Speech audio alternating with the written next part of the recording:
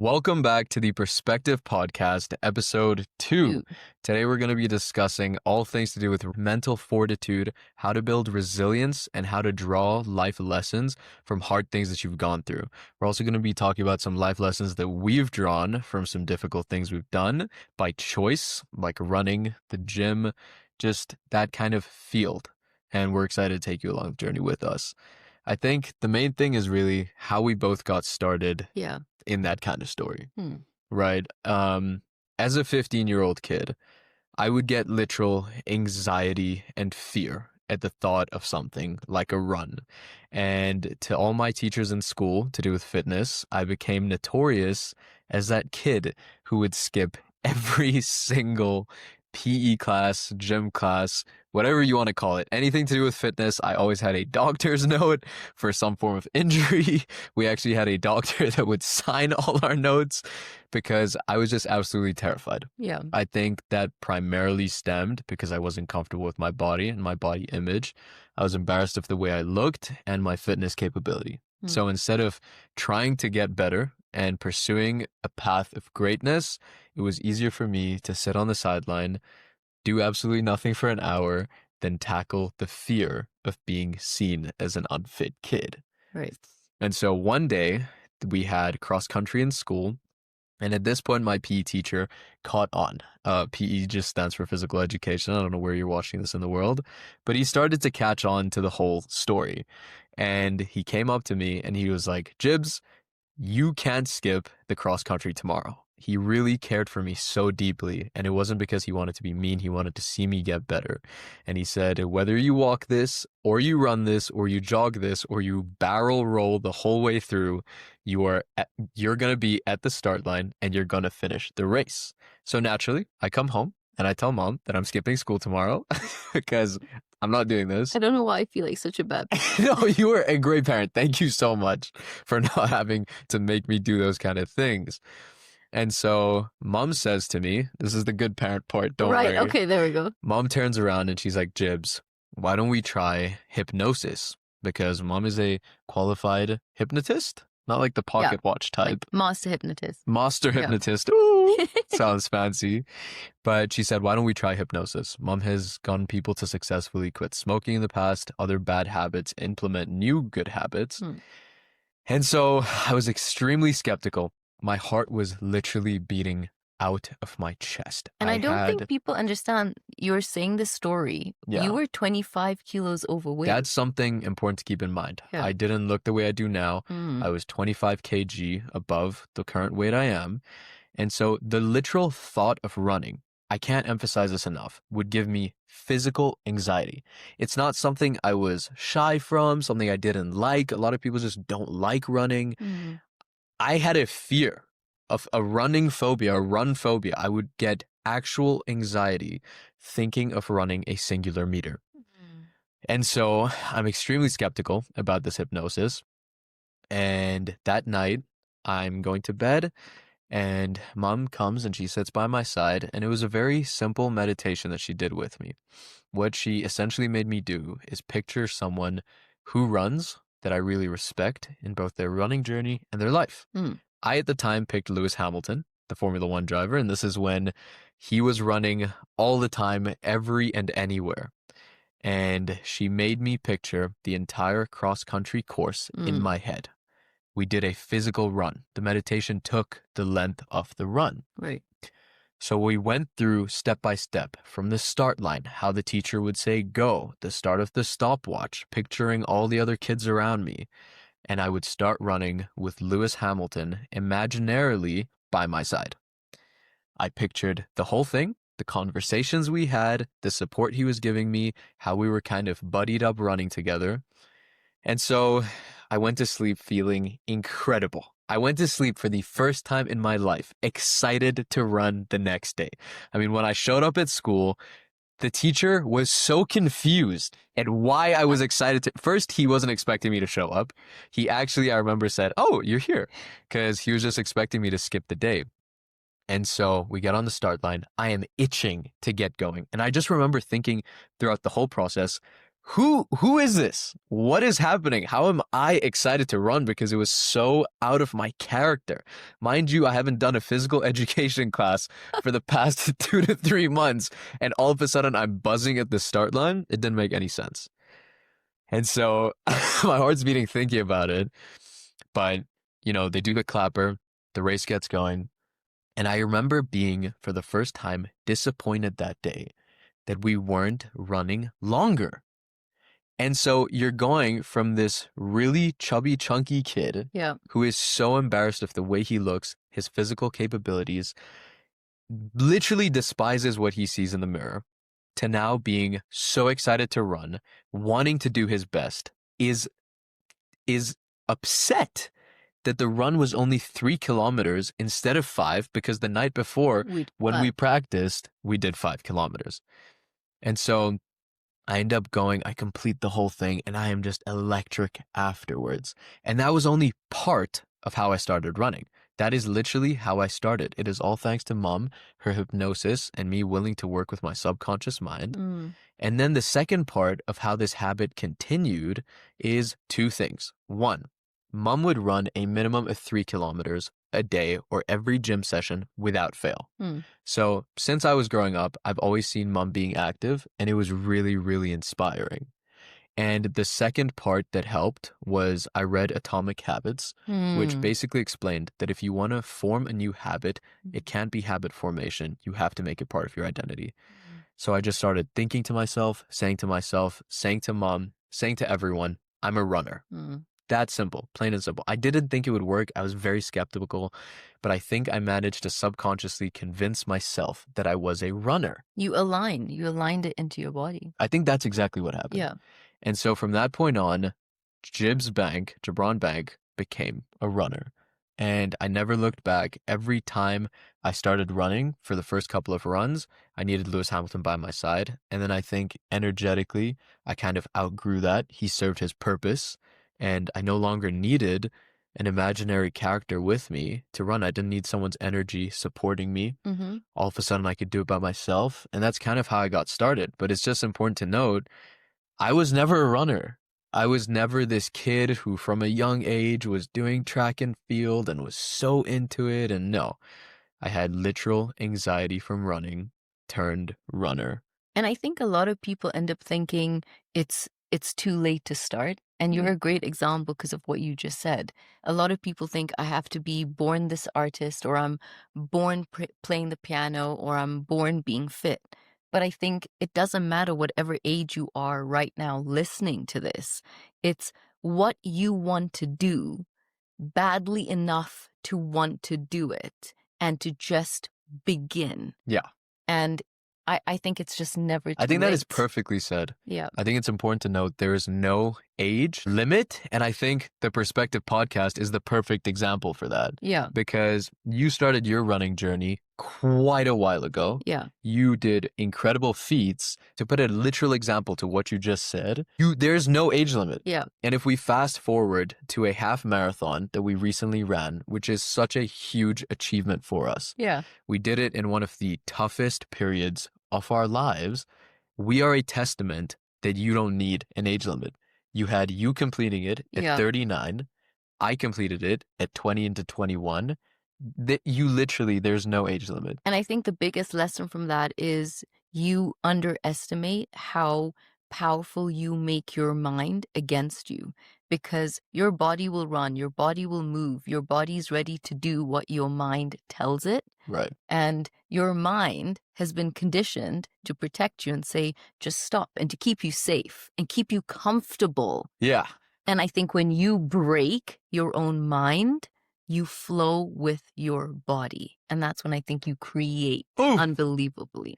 I think so. I think that makes so much sense. And I think that's where that mental resilience and mental fortitude part comes in. Yeah. Because whatever discipline you may follow, whether it's running, cycling, any form of sport, anything that you do that you don't want to do, you build mental fortitude. And I know that Andrew Huberman explains that there's a part of your brain that actually grows and develops when you do something that you don't want to do. Yeah. And it's almost weird because you kind of get into this weird psychotic place where you start to enjoy these hard things. So I always wonder to myself, is my brain growing because I'm doing the hard thing, but all of a sudden I love it? Yeah.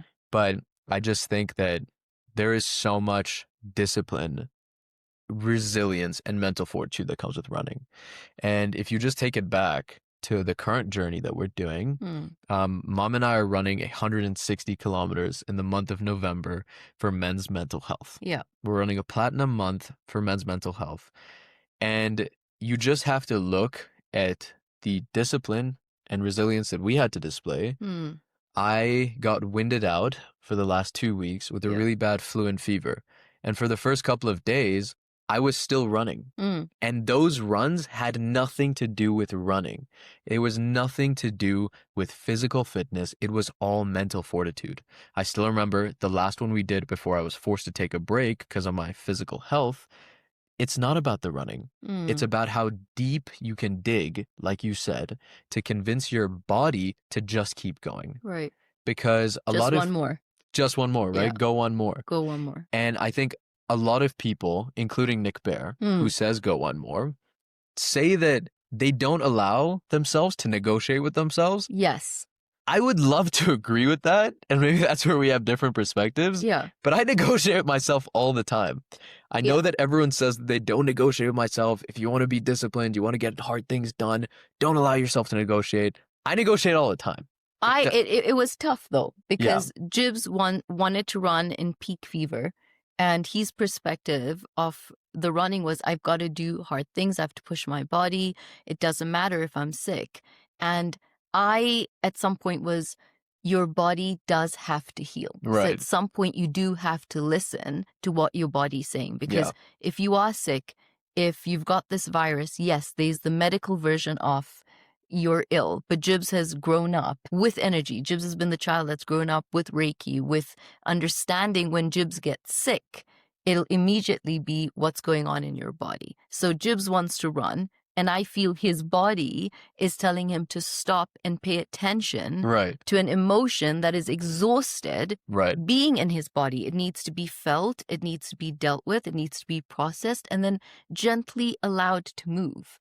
And I love that, yes, you can run through emotions, because I feel that's what brings out the dopamine. That's what, you cannot be depressed and do a physical activity at the same time. Is that true, like though? Running. Is that scientifically...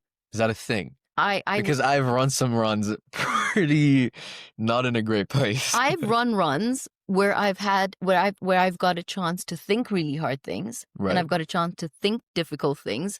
But I you're cannot processing it. Right, because you now have space, time, and the mental capacity to do it. Right. But the point I was saying was, the different perspective was, you wanted, I'm 21, I can do these hard things, and as a mom, there was a point where I let you do that. Yes. And then a point where I let you make the decision. And then almost kicked me out of the house. Yes, if you could, because someone was going to adopt you. And then I told them, you're going to start running if you do. But, then it's the perspective of rest. Just stop, listen to your body heal, and start again. But let me ask you a question. Yeah. And I think this is where we have very different opinions. You just said that running and these kind of disciplines are about convincing your mind to do the thing that your body's willing to do, right? Like you just explained so beautifully that your body is willing to do these things. It's your mind that puts a mental restraint on them. Right. Your body could run up to 1,000 kilometers. Your mind makes it impossible. And so you have to slowly break that barrier. Right. But where do you find the balance between us where when I had a fever, and I've trained with the fever in the past, I've run with the fever in the past, there's a certain point where you have to do hard things irrespective of the detriment they cause, purely for tomorrow. I was not doing this run with the fever in the last couple of days for the 160 kilometers of November anymore. I was doing it for next November when I'm going through something really tough. And I know, because I've done this, I can dig through a certain depth, pull this out of my toolkit, and get whatever I need to do done. And it's kind of like that concept that David Goggins talks about with the cookie jar. I don't know if you're familiar with that. Yes. Where you kind of have to do hard things, and every hard thing you do bakes a cookie. And so on these tough days, when you can't do the hard thing, you reach into your cookie jar, remember who the F you are, and get it done. Mm-hmm. So going back to my question. Right. Please ask it because I have an answer to you. How do you balance, and where does the balance come between convincing your body and convincing your mind to do these hard things, and then listening to your body and mind to not do them? Oh, so did you just answer it? What? Because you listened to your body. Your Oh, body right. was telling you it's physically not okay and it needed you to pay attention. This wasn't a normal circumstance of, I don't want to run, I don't want to put my sneakers on, I'm exhausted, I'm tired, let's go do something hard. This was a situation where your body physically is telling you to rest. And I think that is now where it's not about the mind. You don't need the mind there. You need to process what's going on in the body. So then you align with the mind and you heal everything together to get back out there healthier mentally, emotionally, and physically. Right. On the contrary, Ugh. I just feel like doing some of these hard things, running with a fever, training with a fever, running with an injury, yes, it's not great for your physical health. I don't recommend you do that at all.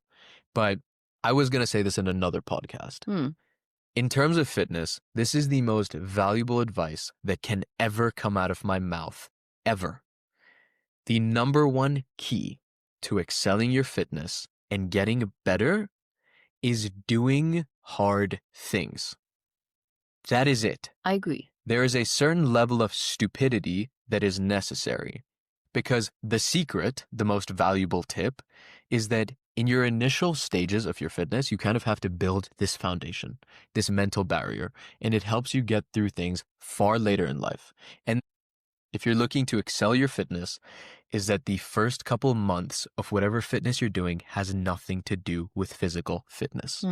The first couple months of fitness are to do with building mental fortitude and mental resilience. And that is it. When I first started training and I was 25 kilos heavier, I didn't do things to see what the scale will have the best outcome on. I did things to push myself to uncomfortable limits, do hard things purely for today, right? I think a lot of people will start to want to better themselves and look at what can I do so I can get lighter on the scale? What can I do so I can get more jacked? Initially, nothing. Initially, contrary to what you may think, I believe you have to run in the rain. I believe you have to get a bit sick. I believe you have to do back-to-back workouts with 4 hours of sleep. And that is purely because you are building a level of mental fortitude and resilience that is beyond physical fitness. And that's why this episode ties in together. So that when you do have hard days of physical fitness, you've already done difficult things enough to pull yourself back.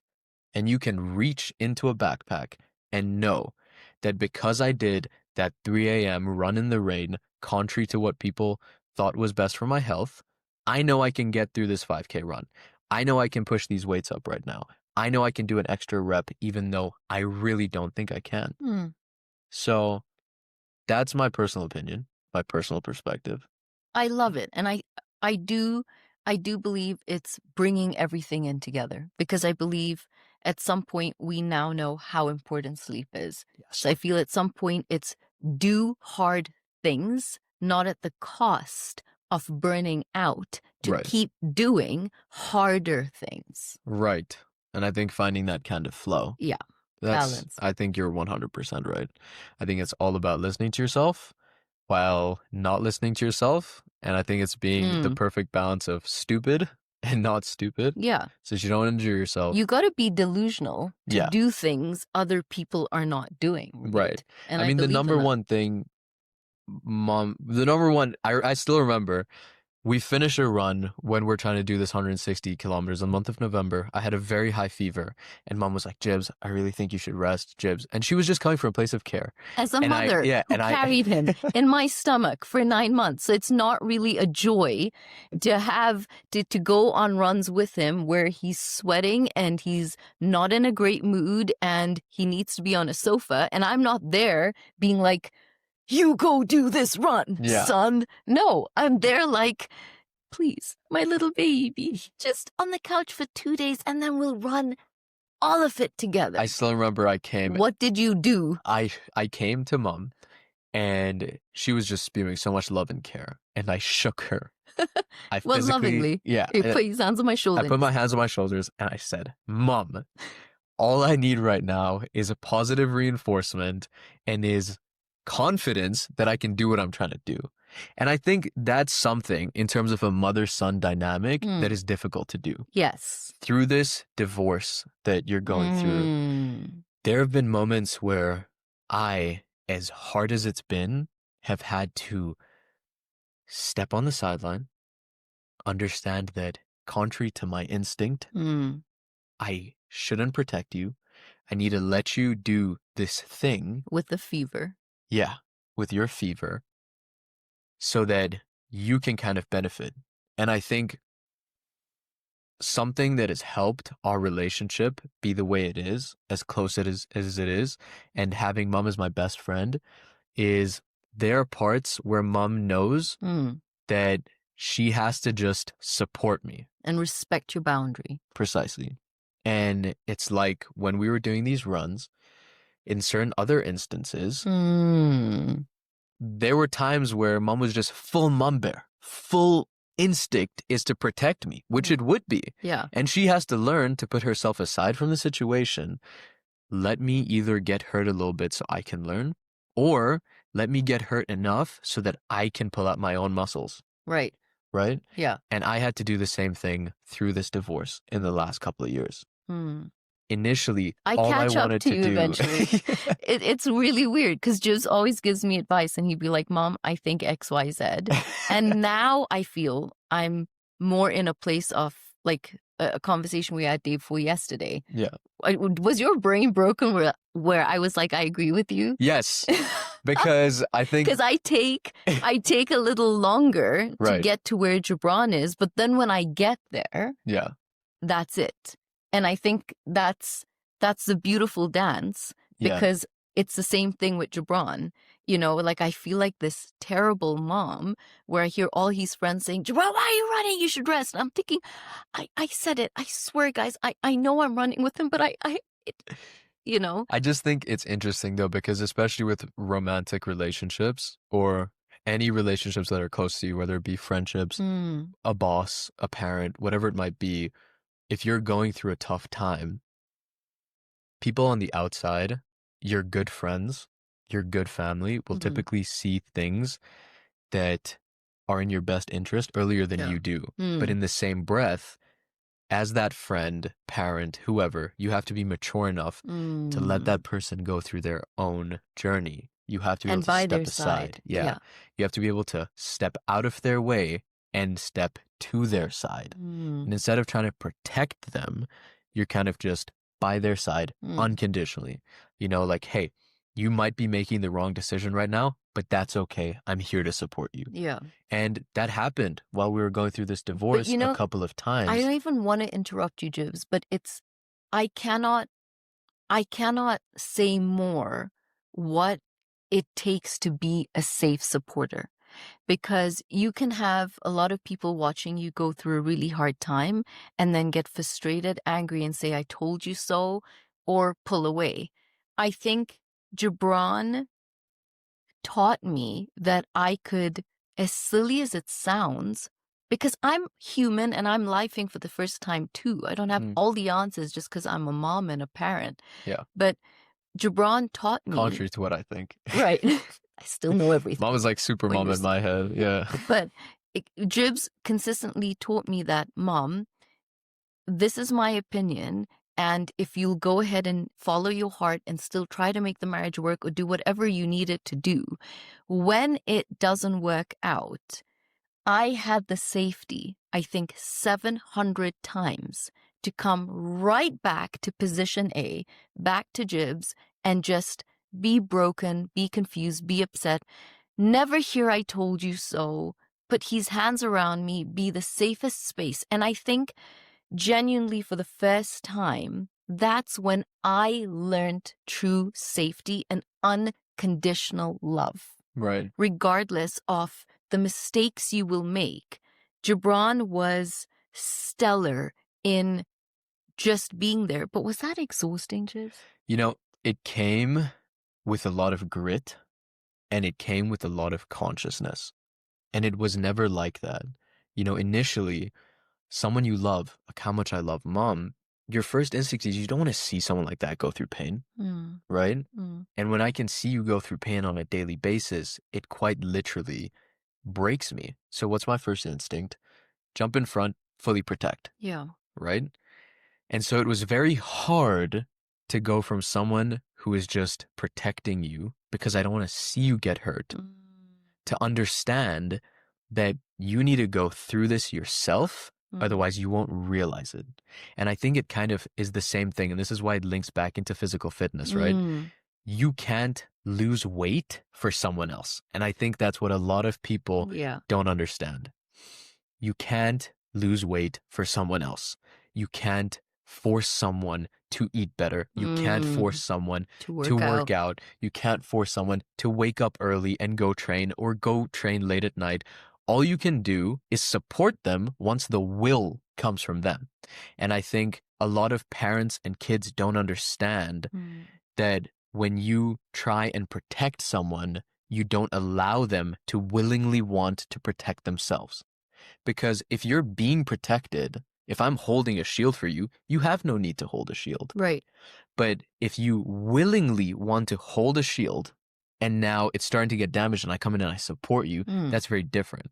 And so, same thing with physical fitness, working with someone who wants to lose weight and then you're supporting them, then they take your advice. Then they listen to you about nutrition. Then they listen to you about physical health. but it's also because you're showing up being fit.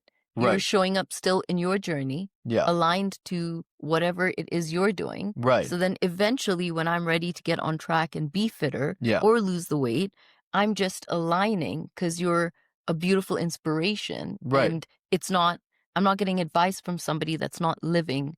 What they're preaching. Right. You But walk your talk. the point that I was making is that you kind of can support someone who's willing to do something. And I think that's what allows mom and I to be so close and has allowed our relationship to strengthen, blossom, and bloom in the recent last couple of years, is just understanding, as hard as it may instinctively be, sometimes you need to step out of the way and to the side. Right.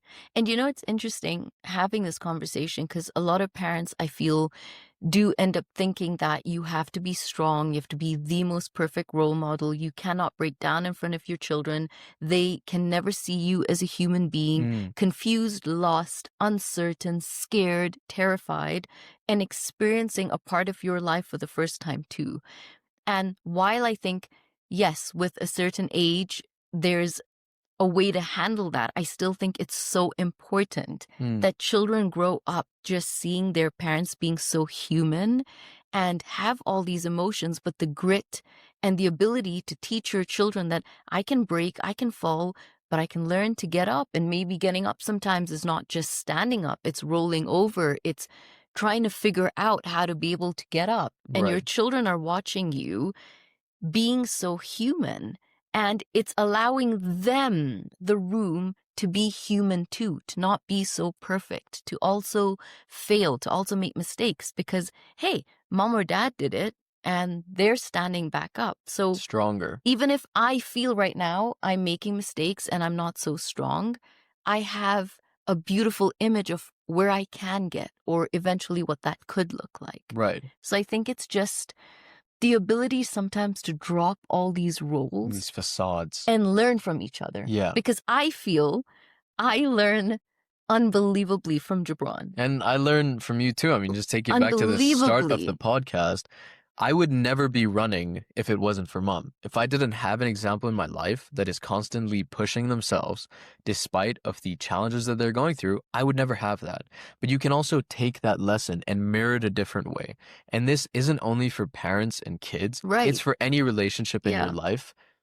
When you see someone who is undestructible, suddenly when you're being destroyed, you have no reference of strength to pull from. Because I have seen mom or dad never go through anything.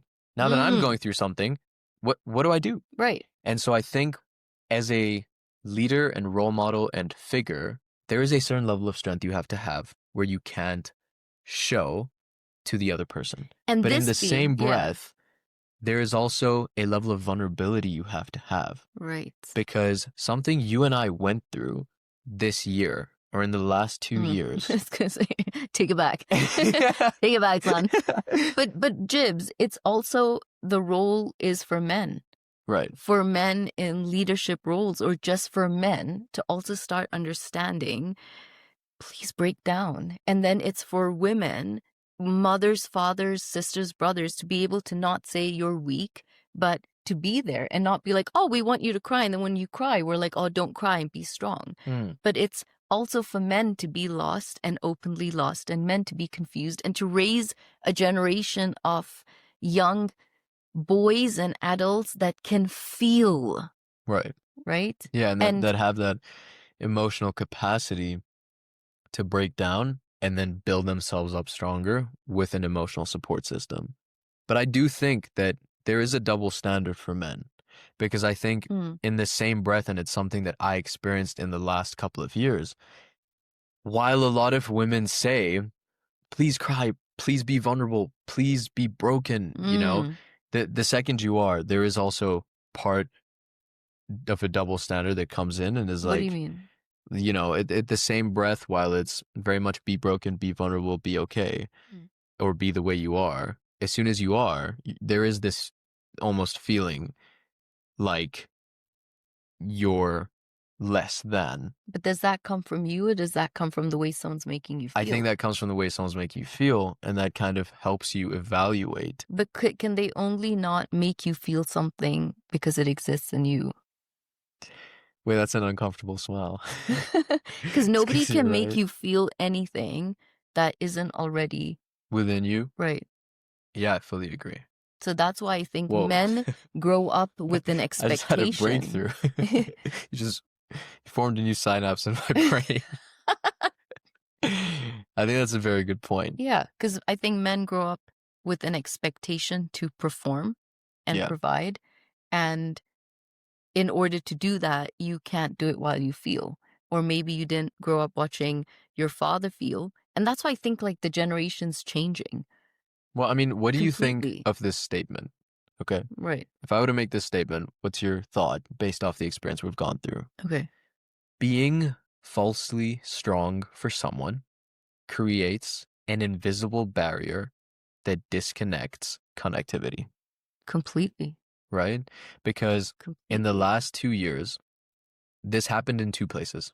When I went to London, mom decided to be super mom, not show Jibs anything, not show how broken or bad things were at home. That came for anyone listening from feeling like at some point, wait, should I be talking to my child? Should my child be seeing me so broken? Should my child be helping me?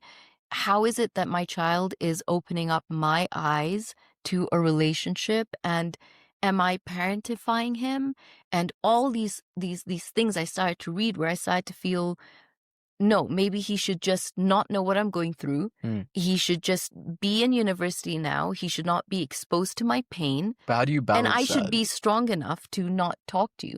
I How do you think, balance that between a parent or a figure? Because this isn't just for parents and kids. How do you balance being strong for someone while also being so vulnerable? can I be really honest, Jibs? I don't think I had it in me to be strong. I was not strong at that point. Strong and strength, those words changed for me at that In what point in my way? life, where I thought I was being strong by keeping a family and a marriage together, only to learn Yeah, that I wasn't strong enough for myself to be able to see what I was doing was not right for me, for you, for the situation. So strong changed for me. right. And it changed because of you.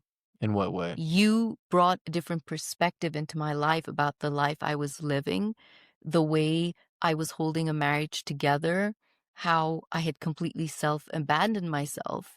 And you brought the perspective into my life about my life. Right.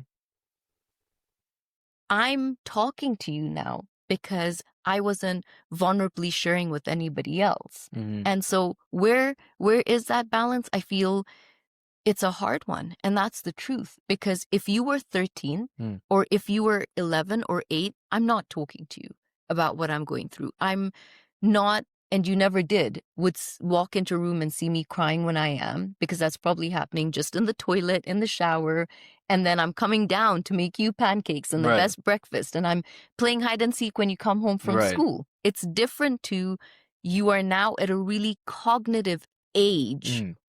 where you're aware of the silence, you're aware of the pause The in my tension, reaction, the you tension. can feel it now. So, where's the balance? I think it's in being real. I think in not confusing our kids sometimes that a situation is fine when it's not, because then they're growing up thinking that what's not normal is normal. And that's why we then end up getting into these relationships, because at home, what I thought love was tension, was not discussing things, was not being human, was crying behind closed doors I didn't know. And so then I go get into these relationships that have to pull out a different version of me. And To kids try think heal that. you think that's love.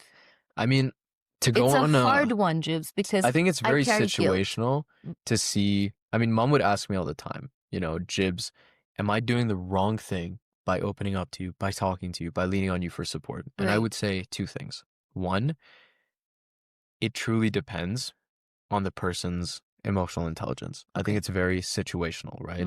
You could have Mm. a 25-year-old kid, you could have a partner, but if it's completely situational on emotional maturity, emotional intelligence. But you were talking about what it did when I wasn't.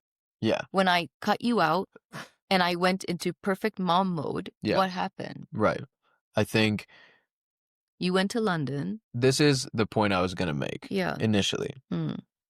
When you, and this is a personal opinion I have, I think whether it be a parent, a close friend, and I say close because it's not any friend, it is someone that you can truly confide and trust in, a partner, boyfriend, girlfriend, husband, wife, fiance, whatever it may be, I think being so open, honest, and vulnerable is critical to the health of that relationship. I will give you two different examples. One is with a best friend, and one is with mom. Mm. Mom decided to be super mom when I went to London. She decided that I was going through so much with school, with adapting, new friends, new this, new life, that I'm going to make home seem like it's perfect. Initially, I believed her because we had only always been so open and honest with each other that when she said, hey, all of a sudden everything back here is really good, I was like, oh, cool.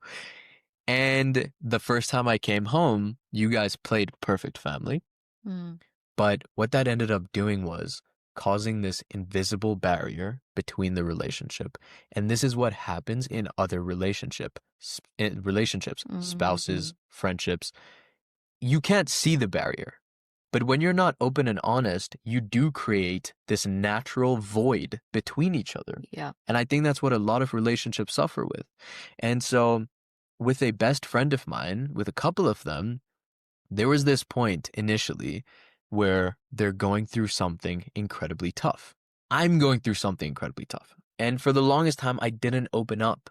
Mm. And I could just see there's this distance that grows between us, even though on paper, we're still the same Yeah. closeness.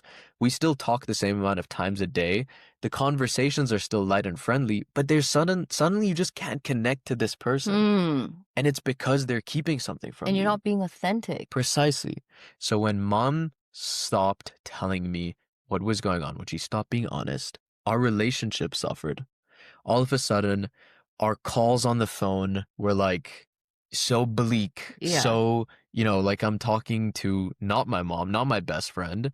They were just so to the point, so short. And this is because on the other side, mom has just finished crying. She's Mm. picking up the phone. She's doing everything to, hey, Jibs, how's your day? How's uni? How's this class? How are your friends?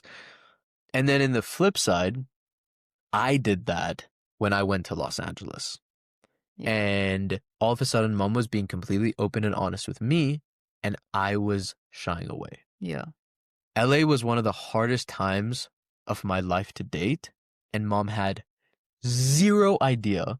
what I was going through. I still remember when I came back home and I sat down with her on the couch. No, we were walking. Were we walking? We were walking and you Oh, told yeah, me. we were walking. Yeah. And we were walking late at night. Yeah. And I finally opened up to mom. And I remember her shock because I had hit it so well. But in that process, again, there was this disconnect Yeah. that is just unexplainable. And I think it's something that you can look at and kind of have some introspection with your current relationships, friendships, parentships, Anything. and just see if there is this little disconnect where you can't relate to each other either anymore or you never have been. Are you being too strong? Are you being too put together? Or are you operating out of not being authentic? Yeah, because I think Simon Sinek said something beautiful. He said, true trust is built in broken moments. Oof. That's actually my quote, but to paraphrase what he said, true trust is built in broken moments when you can let your hair down, when you can tell this other person, hey, I'm not okay. And then they're reciprocally there for you. That's when actual trust is built. Right. Hey, mom, I'm not okay. I'm going through XYZ. And you can just hold space for it, be there for me. And so with my best friends, it's something we went through. The first time, you know, with new friendships, you have firsts for everything. So the first time we're going through our own life problems, when you're friends, you only have this great friendship all the time, right? When you're together, it's always picture perfect. And so when you finally talk to each other and you're like, hey, I know I seem really okay, but this is what's going on. Every single time. Not once did it cause more of a shift. And I think if you're in a relationship, and I say relationship, that doesn't mean romantic, any relationship, including a romantic one, where all of a sudden you do open up, you are more vulnerable, and there's a gap that is formed, the disconnect grows. If you are open, honest, and vulnerable with someone else, and all of a sudden you can't connect, I think that tells you something about your relationship. Right. Right?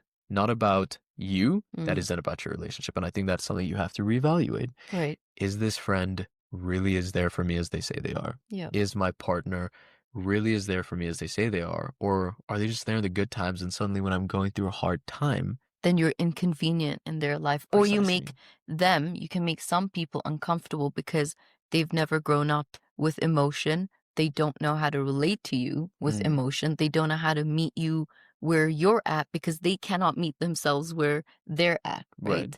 So sometimes it's, I think, being real and I think being so authentic with your emotion and unapologetic about where you are in your life.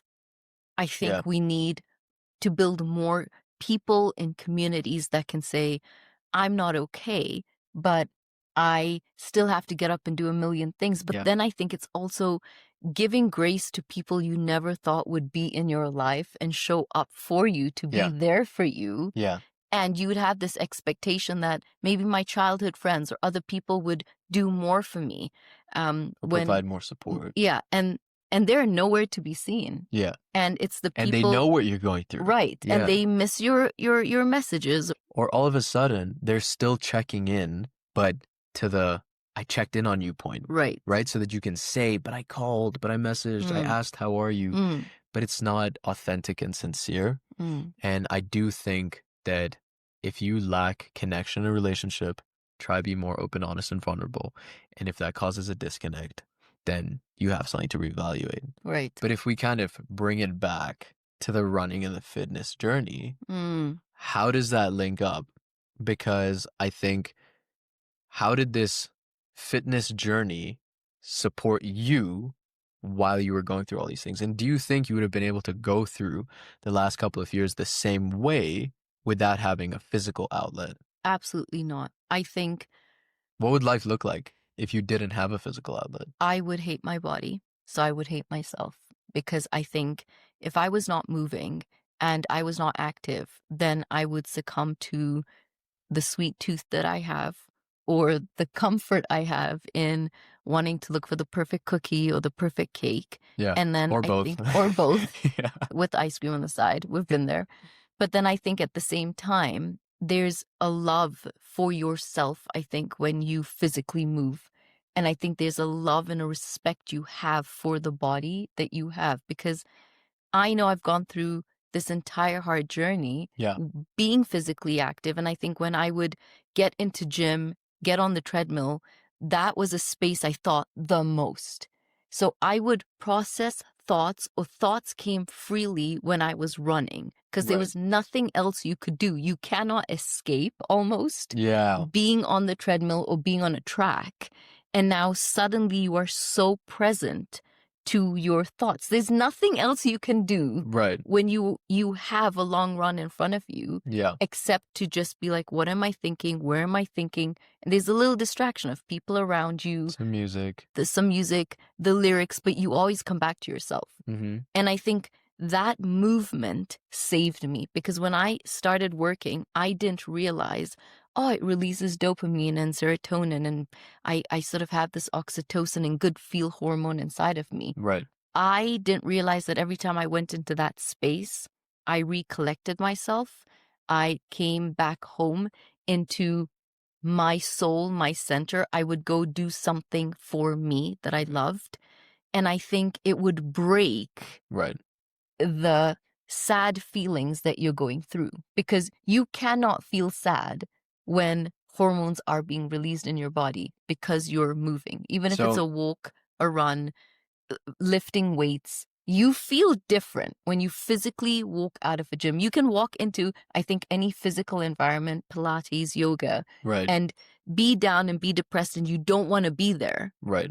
But when you're done with it, You feel, even if it's 5% better. I'm going back tomorrow. And I think something important to note,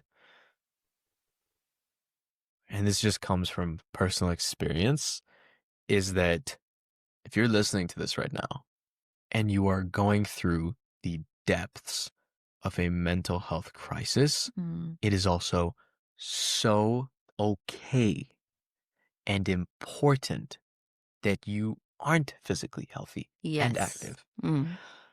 At the lowest points of low in the last couple of years, last year, last couple of months, there were points.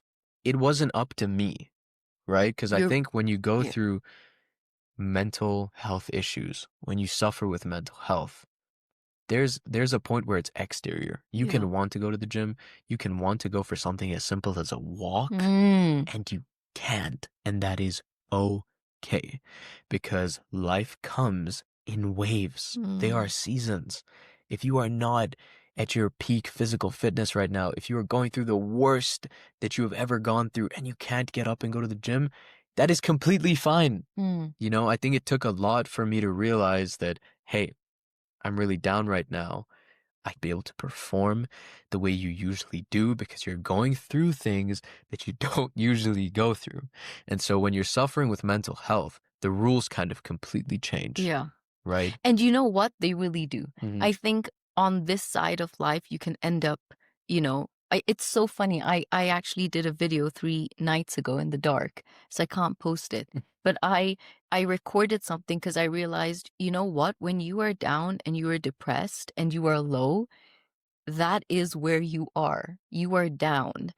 And I realized that in my down, I was not meditating like I am every night. Yeah. I was not journaling every single day. I was not eating the best that I was. I was That not is an running. understatement. We were eating horribly. And we were like, okay, so we don't drink and smoke and party and do weird things. So we could do sugar. Right. And that's what we did. KFC in the car, sharing a meal in silence was a comfort. And we understood what it meant. When we would have crazy hard days, I'd turn around and be like, do you feel like KFC? And we both understood what that meant. Because that was the tiniest shed of light in the darkest moment we were going through. And I think sometimes you always get advice from, the broke person, but you're getting advice when they're the billionaire, when they've opened the company. Yeah. You are in the trenches, you're down. Yeah.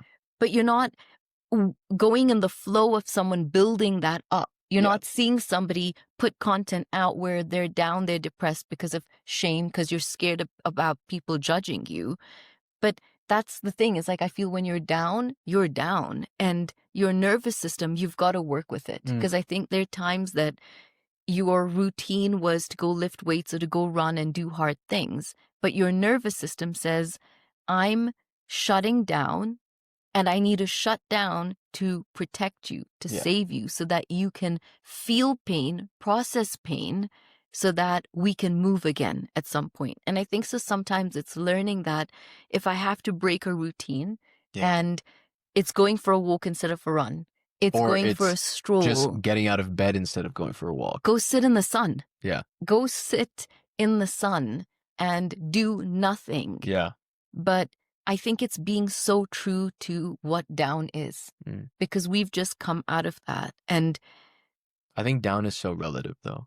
and so you know? powerful. Yeah, But I it doesn't think feel like that in it's that just, moment. if I'm being completely honest, there were so many moments when I was down, and I think that is an understatement, Yeah. where I would think to myself, and these are big names in this motivational industry. I would just think this is complete BS. You're giving me all this advice when you're healed, when you can record your podcast, When you're a billionaire. Yeah, when you can record your video, when you're up and you've forgotten how to be relatable. Because the truth is, some of these things that I hear online, 5-second rule or this, or if you're super depressed, just go for a walk. I don't think You want people to stick the middle finger out at and that be like, person. I'm struggling to brush my teeth right now. You don't get it. Yeah. Or I'm struggling to reach over to get my charger cord because I've been in bed the whole day and my phone is dying. You're telling me to go for a walk? You're telling me to go get some fresh air? You're telling me to just go for a run? It's not that simple. I'm in a very different headspace from you are. And I think there was this disconnect where all of a sudden I couldn't relate to these influencers. I couldn't relate to these motivational people. And so I actually built my own philosophies. And I remember I read them out to you. And these are in my journal. These were things and systems that I had to create for myself. What were, like, could you share some of them? I think, honestly, that deserves a podcast on its own. Okay. Where there are these philosophies. Give them one. Because he's someone who's probably down, who's saying, okay, give me one. Give me one philosophy that's, I think something powerful that I learned through experience is that life operates in waves. And it hit me when I was going through this really tough time and I was listening to the song Waves. And it was just like, it comes and goes in waves. It always does. And that's when it hit me that, hey, I'm so down right now. It's temporary. I think when you are so down, and if you've only been there or you are there, you'll be able to relate to this. There is so much pressure, at least I had so much pressure on myself to be up in this grand scheme of things. Yeah. And I would feel like the world is on me because I'm down. And when I kind of took the pressure off by realizing that I'm not down, I'm down for now. Yeah. I love that. It will get better. And when it gets better, it will get worse. And what that does is it gives you enough hope to get out of the bottom of the wave, but put enough reality in perspective for you and give you a reality check that it's going to go back down. So the philosophy that I created was that life operates in waves. When you're down, just understand that it's not forever. It truly is temporary. It may be a week, it may be 2 weeks, it may be 3, it may be 3 years. Yeah. But it's very most likely shorter than the amount of time you think in your head. And so when you're in the bottom, realize that there is a top coming. I know that can sound so hard, the sun but it's rises. only because I went through ups and downs, I realized, hey, it's ups and downs. When you're in the peaks, you have to build tools to help you in the troughs. You have to work with yourself.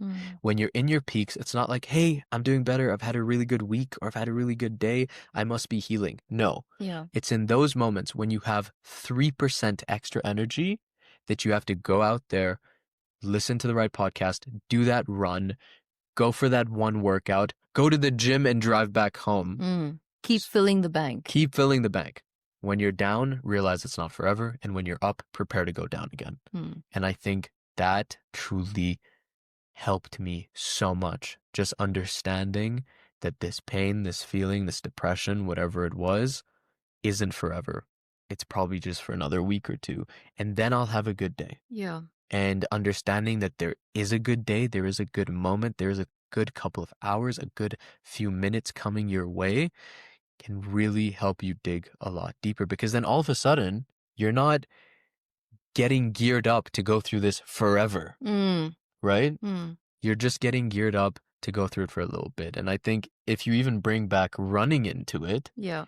it's like when you look at these guys doing ultra marathons, right? Mom and I watched this backyard ultra documentary where there is no finish line. At the start of every hour, and it's hosted by BPN, you start running until no one else runs, and it's a last man standing ultra. Right. And I think that that's what you have to realize. Mental health is not.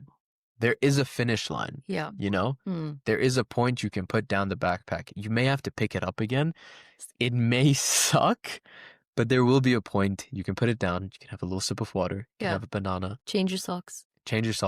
And then keep going. Yeah. So I think there's a whole podcast that can come from philosophies that I built, because I really do think they are tools that people can use, purely because all this other conventional social media 2-minute rule, 5-minute rule, 30-second rule, you know, all the gurus that are spitting out advice weren't relatable to me anymore. And so I had to build my own systems. And I remember I had never been so down in my life and so comfortable with myself, knowing that no matter what I go through, I will always have God and I'll have myself, right? Those two things bring on any challenge. No one's coming to save you. Yeah. No one will ever come fix you, and nobody's coming to save you. And I think I relate to Jibs so much because there was a point, remember I told you when we were in Dubai, and I said, I physically cannot listen to Tony Robbins. Absolutely. I'm so low, my nervous system felt raw to the touch. Like if you put a feather on me, I would jump. That's how I felt. I was beat down. I was bruised. And I felt I can't do the just one more and get up. And I couldn't listen to it. And I remember telling Gibran that I feel I'm in a place in my life I had to completely surrender to what was crumbling and understand that whatever was falling, there was going to be a shelter for me, which was God, that would make sure that whatever had to crumble was going to crumble around me. And my relief was truly turning completely to God. And we both did that. Yeah. We went into a lot more prayer, a lot more sincere prayer. And just full submission. And listening to things like, you know, maybe for you, it's like the biblical songs, or for us, it was Quran. And I feel for me, when I was completely low, what I would do was I would play one verse, which was Surah Yasin, and I found somebody on YouTube that recited it in a way that didn't make me go, but, you know, it recited it beautifully. Right. And when I would put that on, the person I found was doing it in 21 minutes. And that meant that was my healing time. So I would sit on my prayer mat, press play, because I couldn't do motivation, but I could do surrender.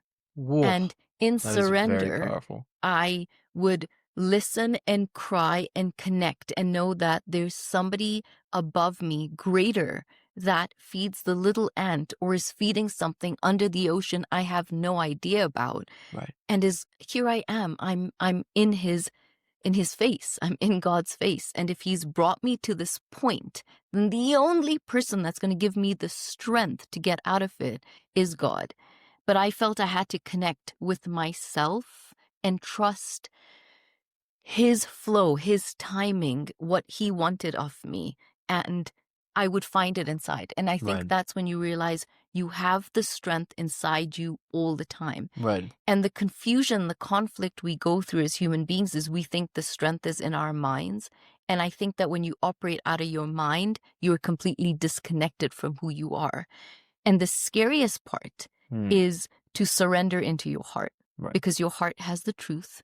your heart has the grace, and your heart has the ability to deal with pain and suffering and transform it into a lesson when you are ready to go through that long enough. Right. And so And for you kind of me, stop operating out of your head. completely. And that's what I always teach Jibs. Like Yeah. when Jibs also gets stuck with certain things, your Which mind is happens designed, frequently. right, Yeah. to protect you. Your mind is designed to fight to keep you safe, but your heart is always going to give you the truth. And it gives you the truth even for the other person that's probably caused you pain. And sometimes you want to be the victim. Sometimes you need somebody to be the villain in your pain, in your story.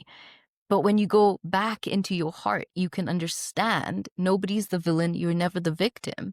Both truths always will come together, but then you get the choice to not have to always be a part of somebody's wounds that will consistently ooze onto you.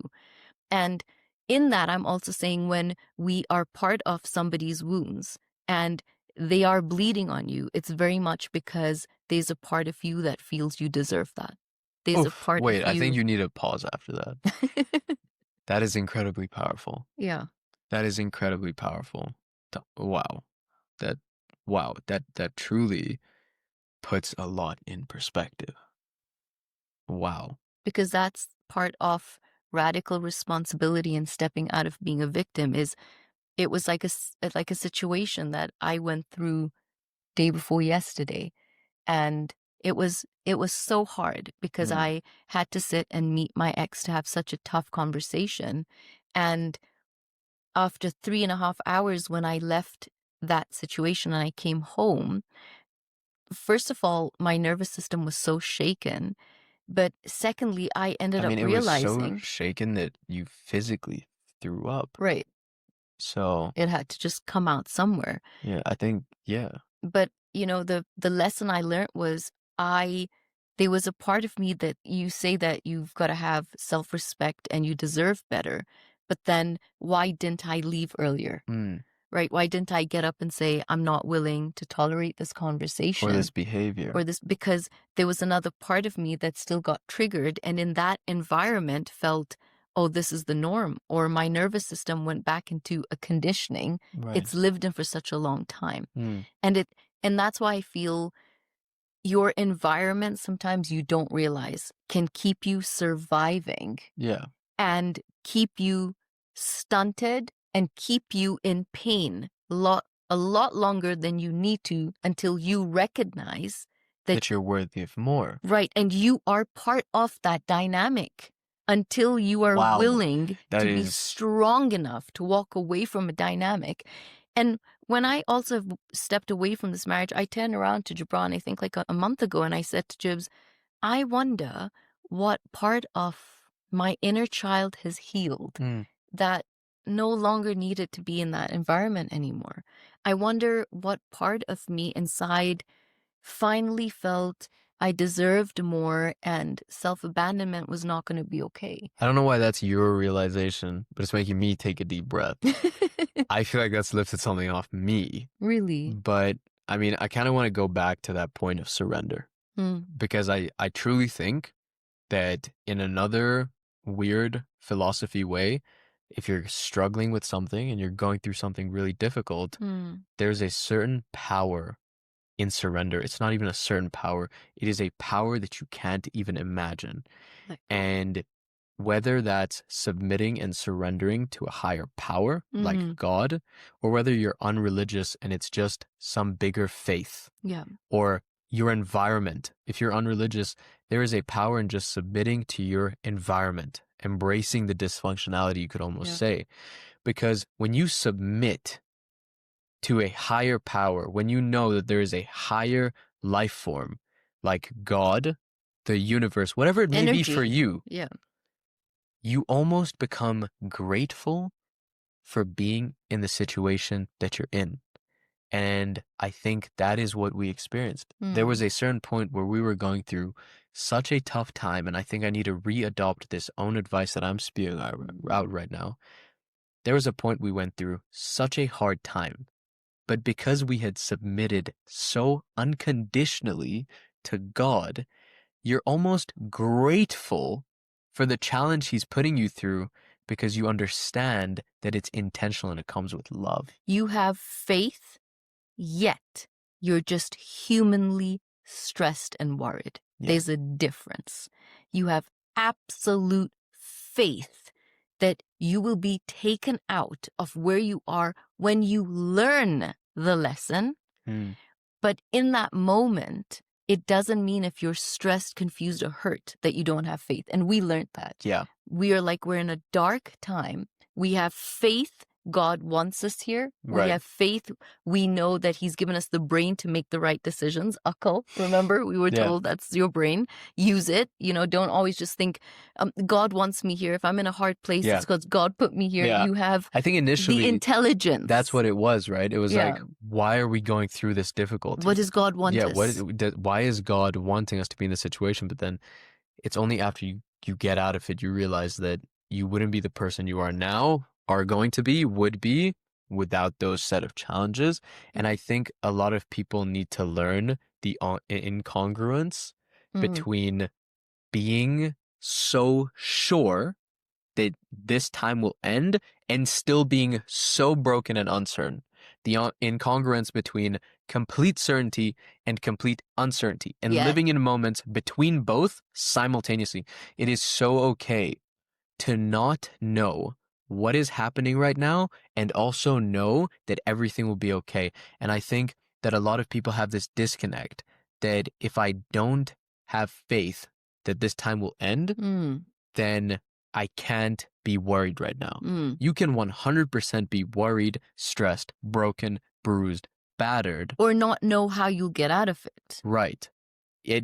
That's another good point. It is so okay to know, I don't know how to get out of this, but I will get out of it. Right. And that makes so much sense and so little sense at the same time.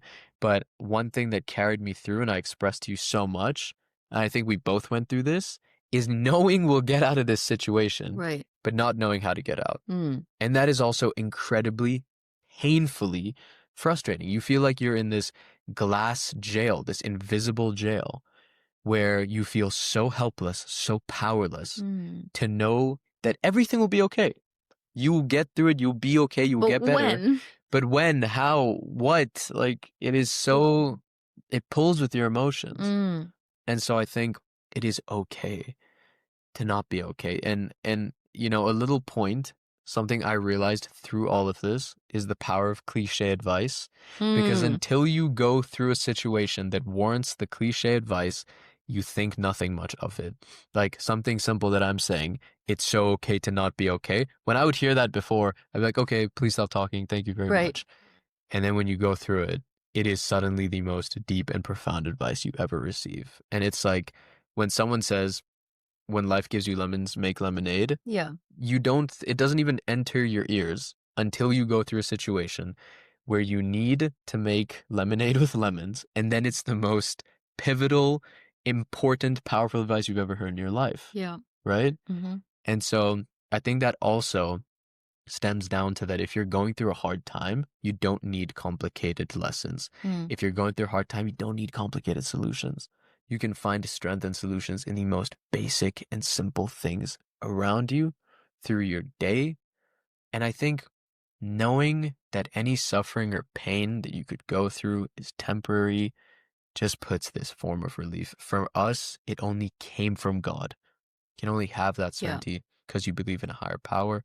For you, it might be the universe, energy, whatever it may be. But I also feel sincerely that you truly have to be comfortable with getting uncomfortable with your life, the truth about your life, your ability to face discomfort and uncomfortable truths, and then taking your time to digest what you have to digest and then work your way out of it.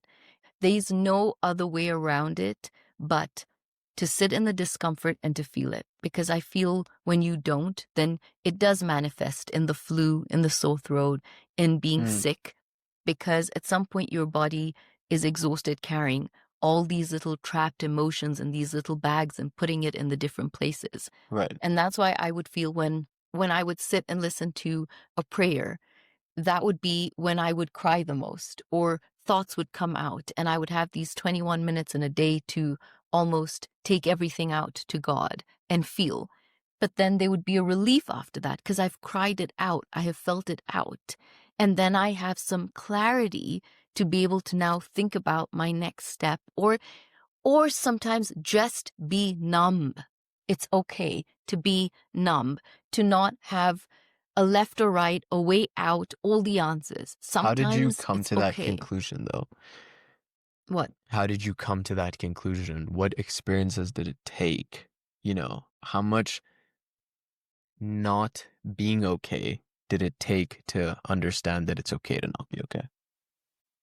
I think, first of all, there's a voice that we ignore, and there's an intuition we do not listen to. And I think there's a standard we all have for our lives in our relationships or wealth, fitness, wherever. And I think at some point you get exhausted going against your intuition. You get exhausted lowering your standards, and you just get exhausted not being happy. I was tired not being happy, and I was If I tired can trying. interrupt you quickly, Yeah, were you tired of not being happy, or were you tired of trying to be happy while you're not happy?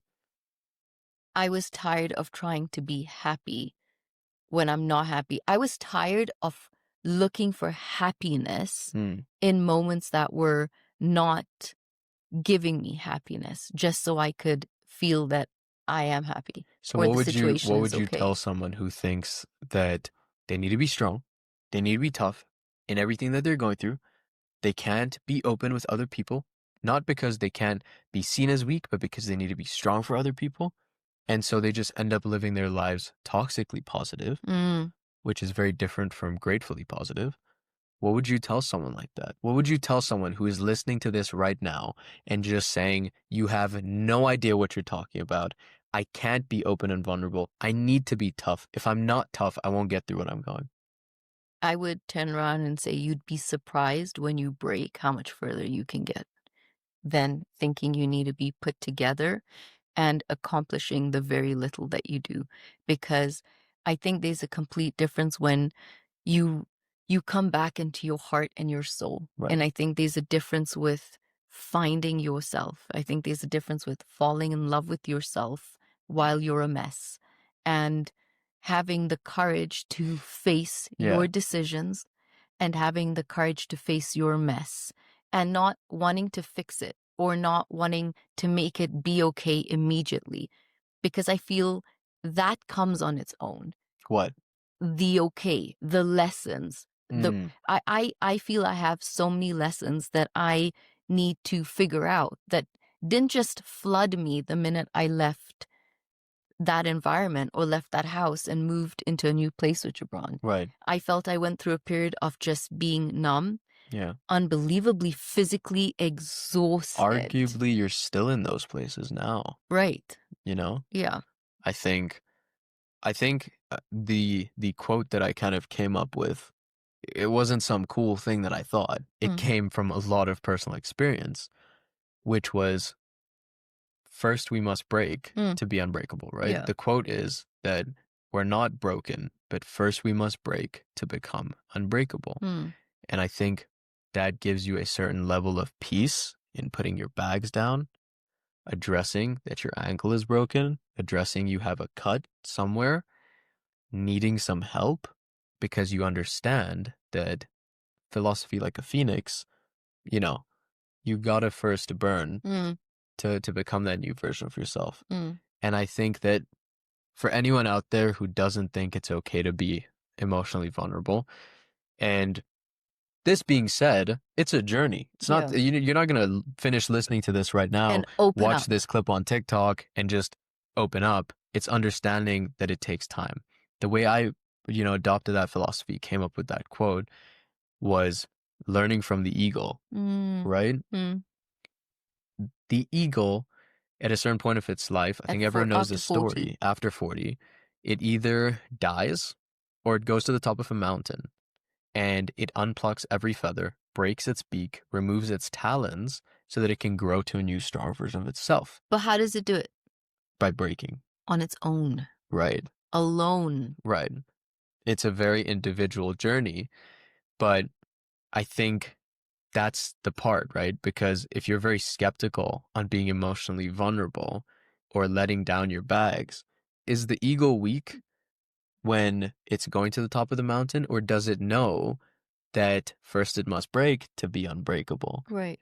Because even though you might be thinking, I'm going to be so weak, everyone's going to see me, I can't let people know what I'm going through, that's okay. But in the same breath, when that ego is going through that process, it knows it has to have enough humility, put its ego aside to be able to become the strongest version of Mm, itself ever. right. So it is completely okay to not be okay. And to start again, to Yeah. shed, to And I pull out think, your beak and your talons. And I feel that's what I'm doing at yeah, 39, I'm kind of doing that too, to at some 21. extent. And I think if you're worried about what other people in your life will think, if you're worried about anything of the sort, Simon Sinek again taught such a beautiful lesson. Hmm. He said when he was going through some of the most difficult times of his life, and people would ask him how he is, he would just be honest. Yeah. And if you want to filter the people in your life, follow that philosophy. And of course, this is not with everyone. You're not going to meet someone on the street or a coworker and they're like, hey, how's your day going? You're like, I'm completely broken, shattered, emotionally destroyed. I'm in the worst place ever. But what it does is with your close friends, with your partner, with your spouse, with your parents, Yourself. your loved ones, when someone asks you how you're doing, if you want to kind of filter who's there for you and who's not, just be honest. Hmm. And you'll see some people will naturally be like, oh, whoa, how are Uncomfortable. you? I'm not okay. I've had a really tough day. And some people will lean in, be there for you, be that support that you need.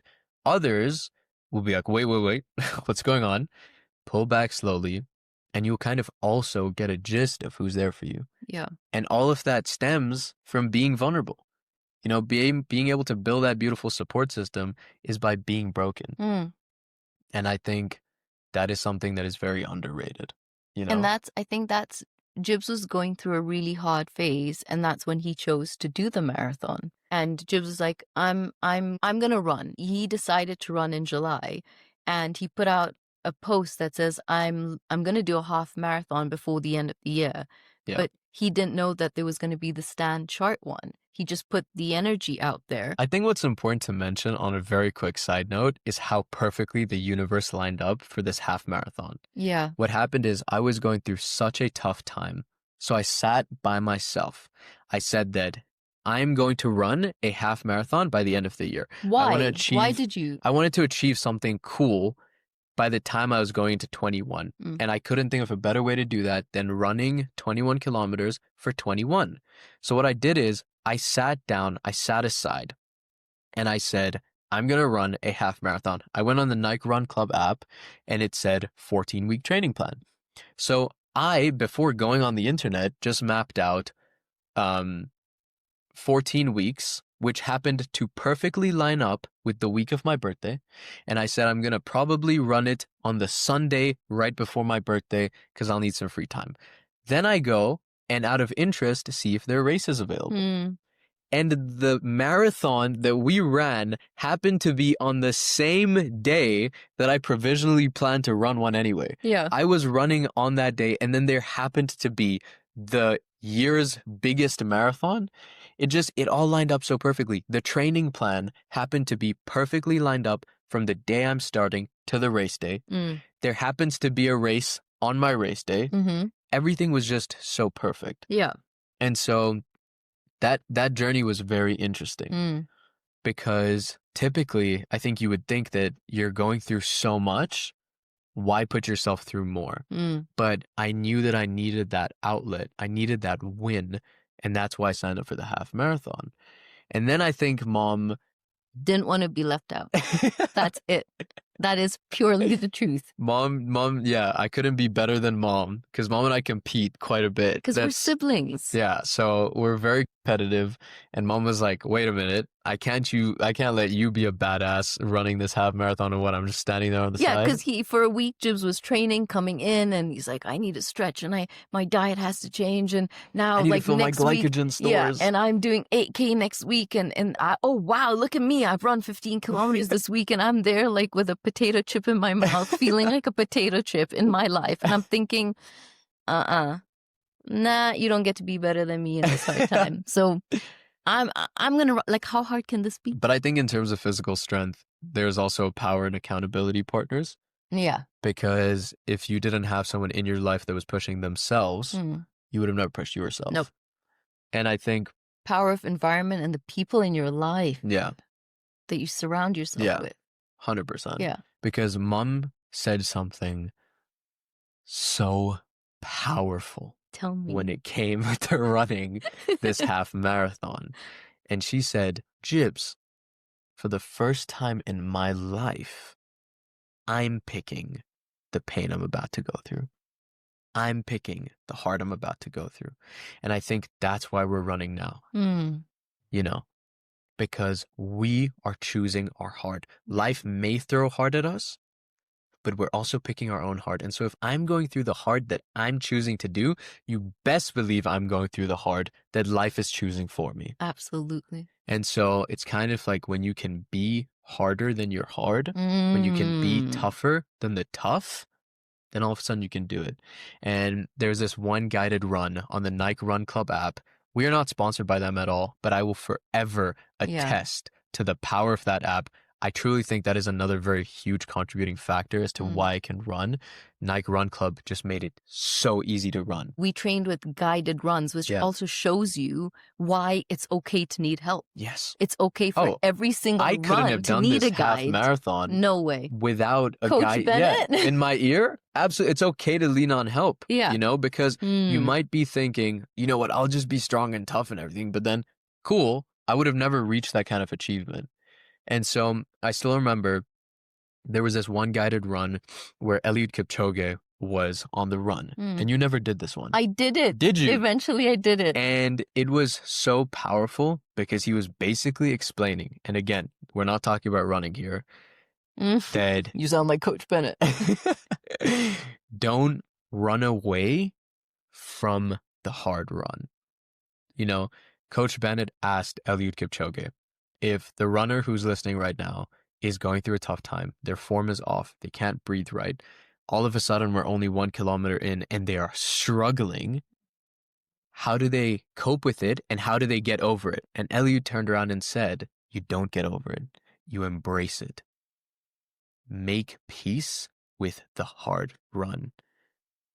And I think that just takes so much pressure off you to have to be perfect, perform, and just kind of, again, that power, that power of submission, right? It just brings you back to that same concept of embracing the dysfunctionality and submitting to your circumstance. In this case, it's submitting to the run.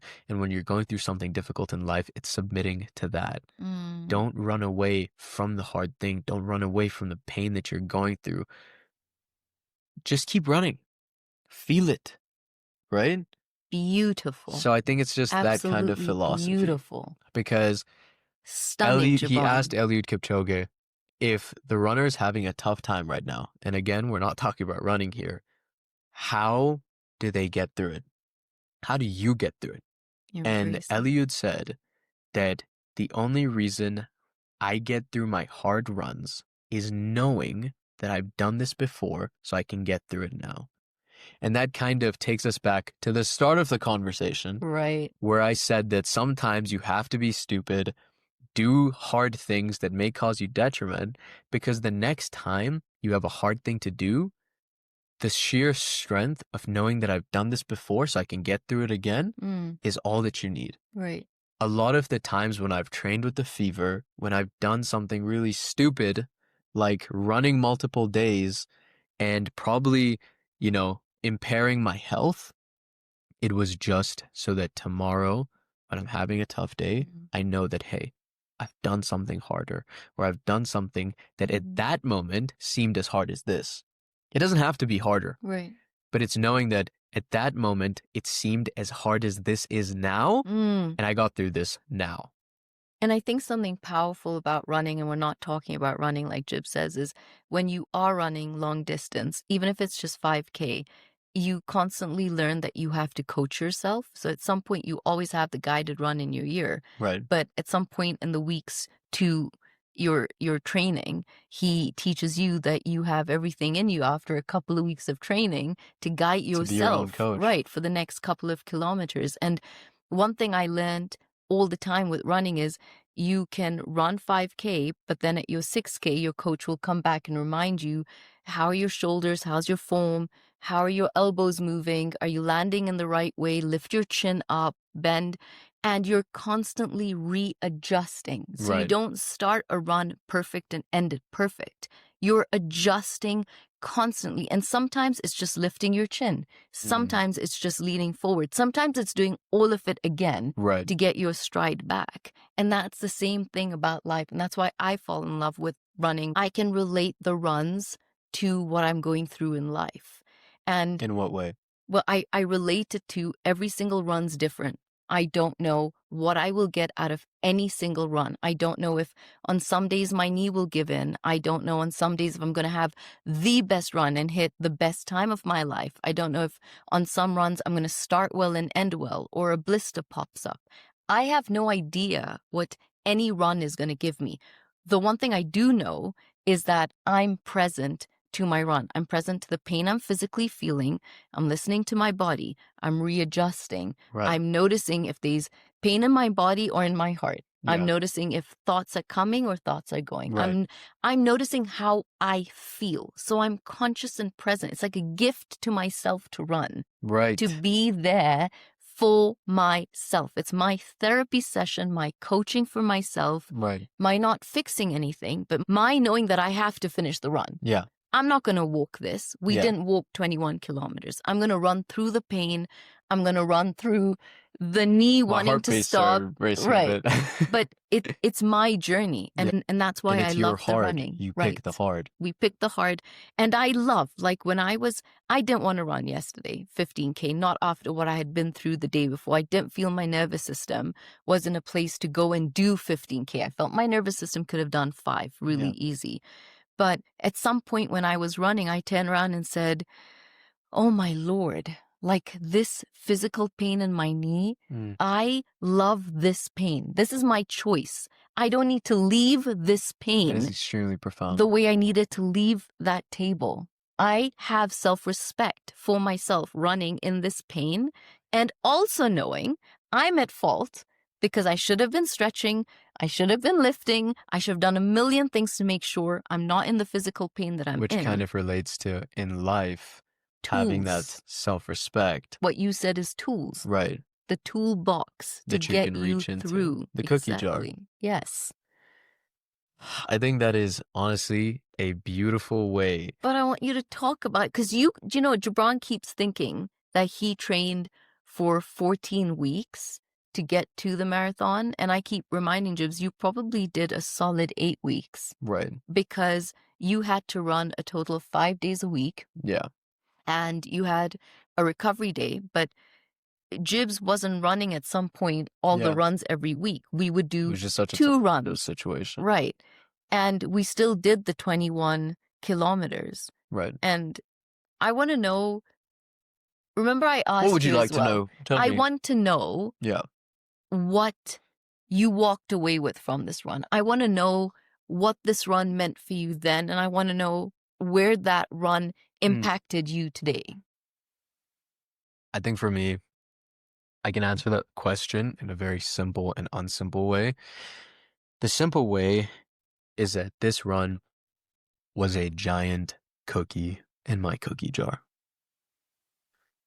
I went against all the mental odds of everything I was going through in life to have to add this responsibility to run. And so why did I do it? Why would I logically do something that I don't need to do at a time where I could really use not doing it?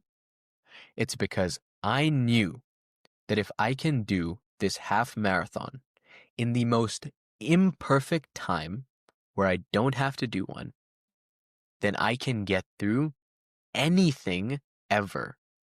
And it boils down to this basic concept that if you can do things when they're hard and imperfect, then you can do whatever comes your way. If you can get things done in the most unideal, difficult situation and circumstance, then in any other circumstance, you can do what's necessary. And so I guess to boil it down to a very simple statement, this half marathon was a giant cookie in my cookie jar. It was proving to myself that I am tougher than my situation. And that's why when we ran this half marathon, I said in a TikTok video I filmed a couple of weeks ago, when it got really tough, something that kept me going was looking up and realizing that everyone around me today made a decision to be stronger than their excuses. Oof. And so by me making a decision to be stronger than my excuses, then when life throws anything at me, I can handle whatever it is because I've already gone through something I thought I could never do at an imperfect time, at a completely difficult point in my life. So in the most humble and unarrogant way possible, bring it. What are you going to throw in my face that I haven't willingly gone through? And so this run, this half marathon, wasn't about running at all. Yeah, it was cool. I definitely wanted the medal, but it was just a symbol to myself that in the most unideal time, I can do ideal things. That is so powerful. That is so who raised you? She was this Uh-uh. absolutely no. You raised your inner child to be able to Mom sit does here. this Jibs thing. is reparenting Mom, himself. no, I'm not. Yes. Mom, You are brilliant. and one thing that I That should was have good. mentioned at the start of this episode, That was good. I would never have run a single footstep in my life if it wasn't for Mom. If I didn't have that example Do in we front know of that? me, yeah, obviously we don't because, you can't say, but in the sense that if I didn't see a parent, someone I respected, looked up to, do this thing, I would have never wanted to, right? And it kind of stems down to that thing where, kids only grow up doing what they see. Not what So they're if told. they only do what they see, not what they're told. So if you are eating 5 cheeseburgers a day, not working out, having a terrible diet and lifestyle, but you tell your kid to do the opposite, they're not going to. And a literal example. Or if you stay in a relationship too long, you will teach your child Right. empathy without boundaries. Oof. Yeah, I think so. And I think that is one extremely good example is what we went through, is that Mom is telling me, set boundaries, set healthy boundaries with other friends, relationships in your life, but I'm not seeing it, so I don't know how to do it. And I've definitely gone through moments in my friendships where I then have to set these boundaries, and everyone's better off for it. Because I feel But I it taught first you, comes with a lot of discomfort. I taught you to always understand. I taught you to always compromise. I Right. taught you always see the other person's perspective. I taught you make excuses for people. Make it work. Do the other person's half. But at the cost of losing yourself. The cost and of that's everything. What, I didn't want for Gibran. And I think it's like one of my best friends, my brother, who's a PT, and he does, he's gym influencing kind of thing. One of his clients that he was telling me about was this mom who wanted her son to join, who wanted to sign up. Yep. And so the mom literally told him that I need your help because I don't set good lifestyle examples. We don't eat healthy at home. I don't go to the gym, so I need you to come and teach my son those things. And so when he ended up talking to the son was just like, but I don't see these things happening. Yeah. Why would I want to do that? So it truly is one of those things that practice what you preach in terms of parenthood, because you can want the best for your kids. You can want them to not tolerate bad behavior, have self-respect, go and physically exercise, whatever it may be. Don't wait till 39. But if you're not doing it yourself, I think exactly what you said. What did you say? That kids don't do what they what they're told. Yeah, they do what they see.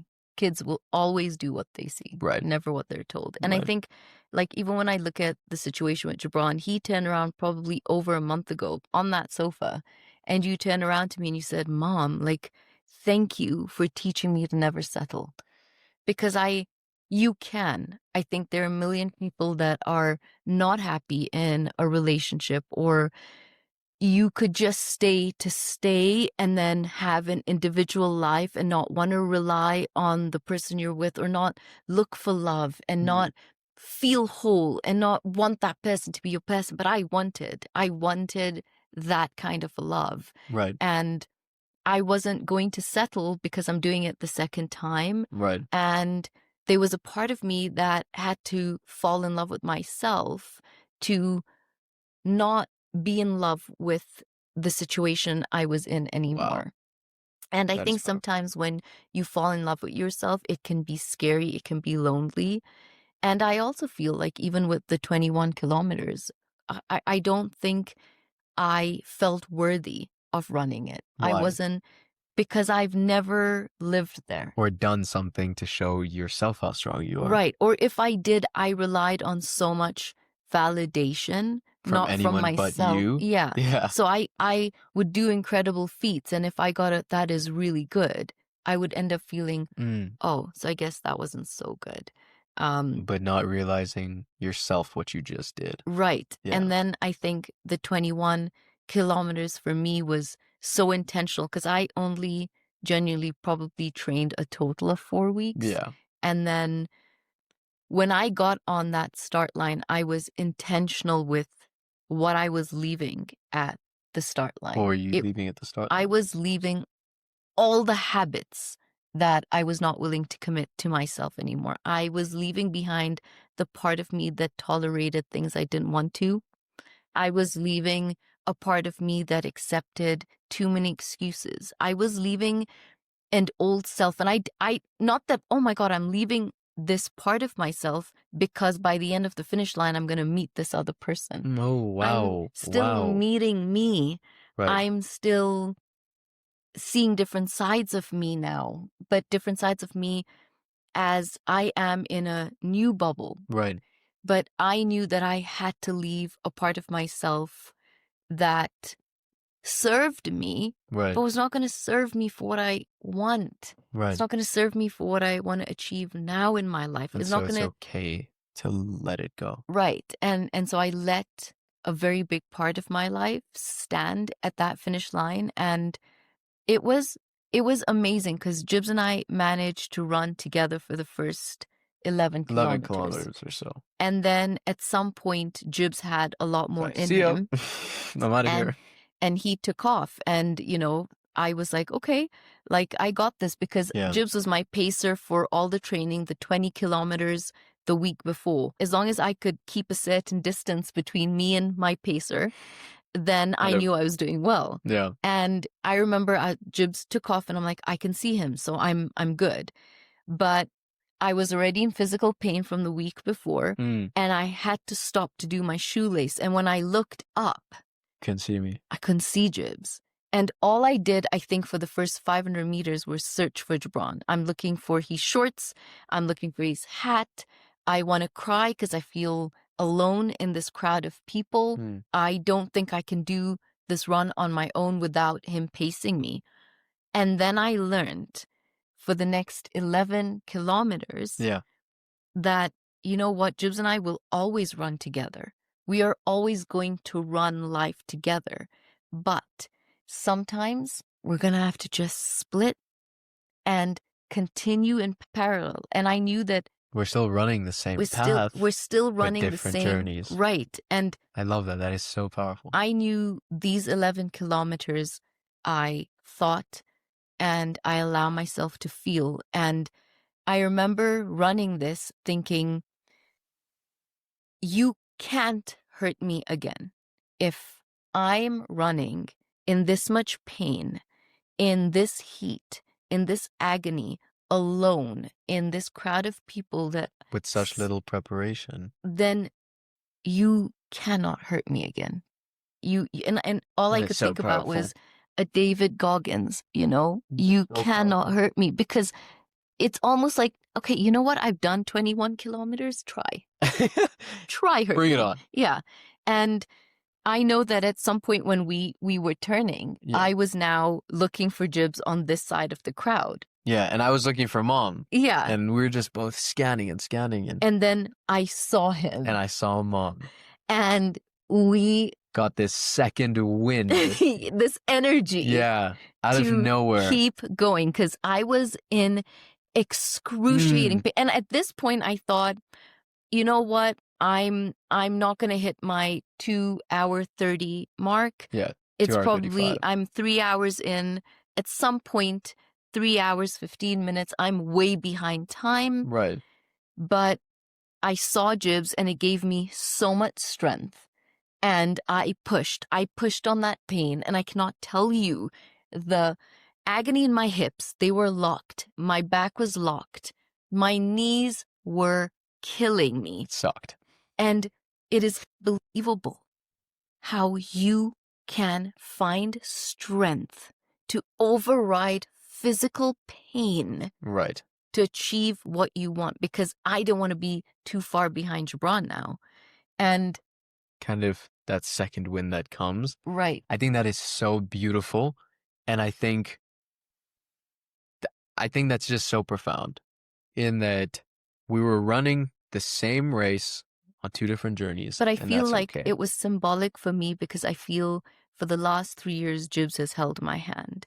And then I feel in those 11 kilometers, Jibs let go. You're going to make me emotional. And Jibs took off.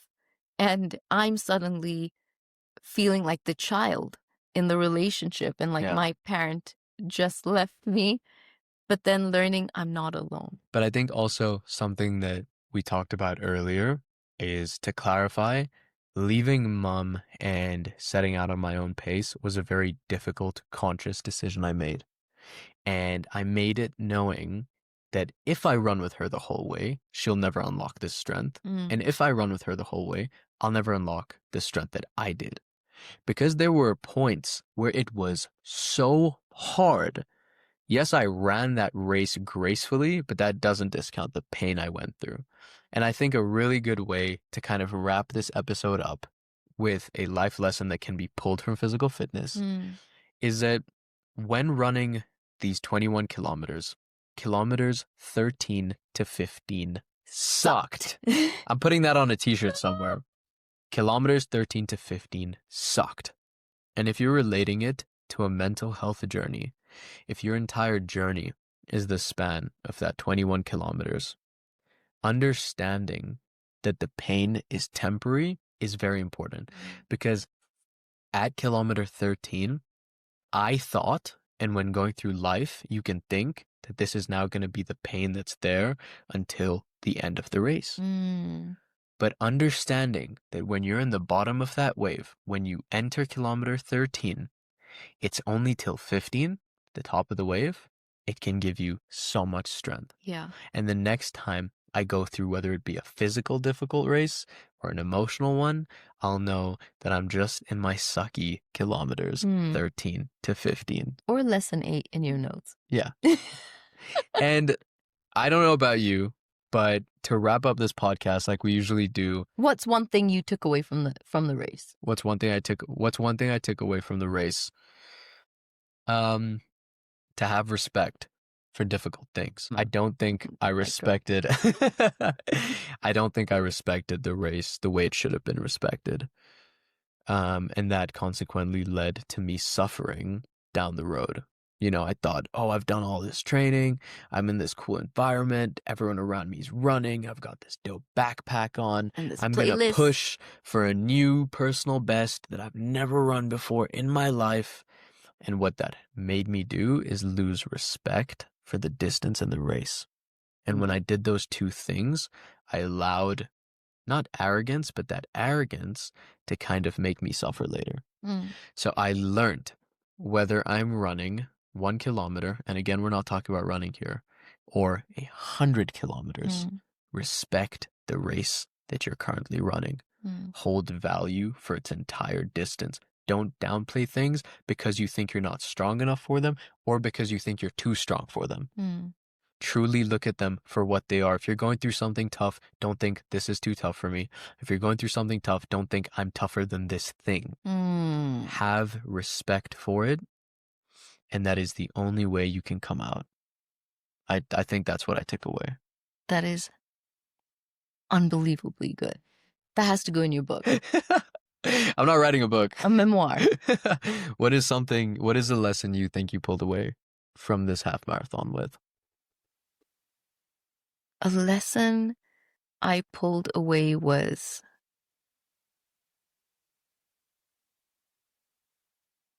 what is a lesson I pulled away from this half marathon?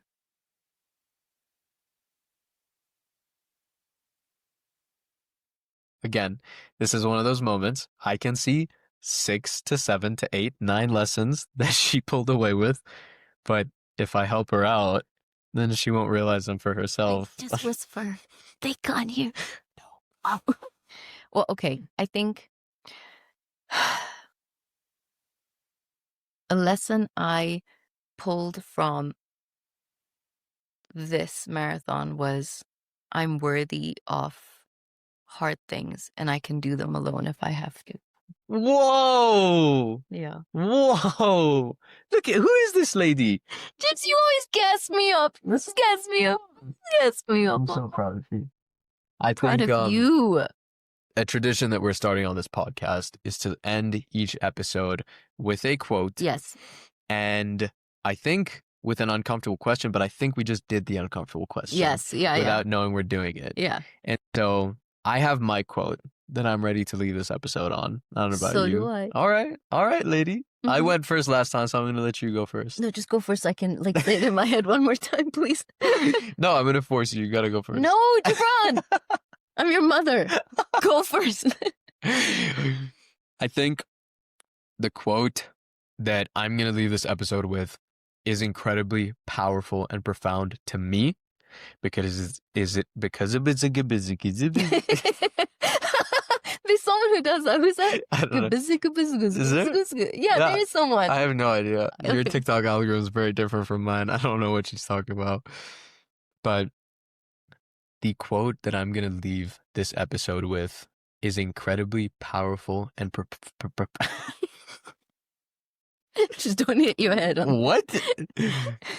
The quote that I'm going to leave this episode with is incredibly powerful and profound for me because until, as far as I can remember, it is the first quote I remember. Mm.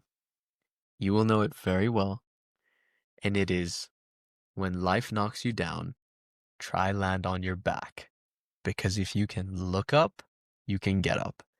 And I think it ties in quite well Les Brown with this episode because you're going to get knocked down. You're going to get not only knocked down, you're going to get thrown and beaten down. I was going to say kicked. Yeah. But if you can look up, you can get up. And in some tough moments, that has been something I remembered. And maybe the simplicity of it kept me going. So I'm leaving this episode with, when life knocks you down, try land on your back. Because if you can look up, you can get up. I love that. That's mine. I love that. What about you? My quote was something I told you a few weeks ago, where Okay. sometimes all the closure you need lays in the wounds that are within you. Goosebumps. Actual goosebumps. You don't need a final conversation, and you don't need to get validated or to have someone understand your pain. Your closure is in the wounds that need your attention.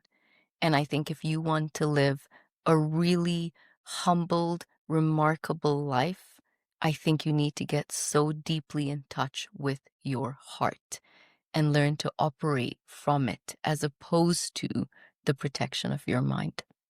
I love that. Mm. I love that because I really thought you were going to say the protection of yourself, but it's the protection of your heart. Yeah. That is really powerful. I have loved this episode. Me It too. was awesome filming it. You can always reach us on social media, on Instagram, TikTok, YouTube, and Spotify. All handles are the Perspective Podcast GS, except Spotify, which is just the Perspective Podcast. The GS stands for Jabron and Shazman. Yeah. But it has been an absolute pleasure. If there are any topics you'd like to see us discussing, please write in, let us know, and we will see you in the next episode. Until then, take care. I'd like to bring to your attention that a lot of our viewers have not been subscribing to our YouTube channel. Who says this? Stephen Barlett says this. Yes. And it would just mean so much to me and the team if you could just hit that subscribe button. Wait, why do you sound Because so it accurately makes like him? an absolute difference to the people we bring onto this podcast and how we show up. Stephen, So, yes. Hi, nice to meet you. Gibran. I'm going to flight story your podcast one day. Oh my God, that would be so crazy. Right? But it's been an absolute pleasure, and we will catch you in the next one. Until then, keep winning at life, and remember that pain you're going through is just temporary. Ciao. Bye.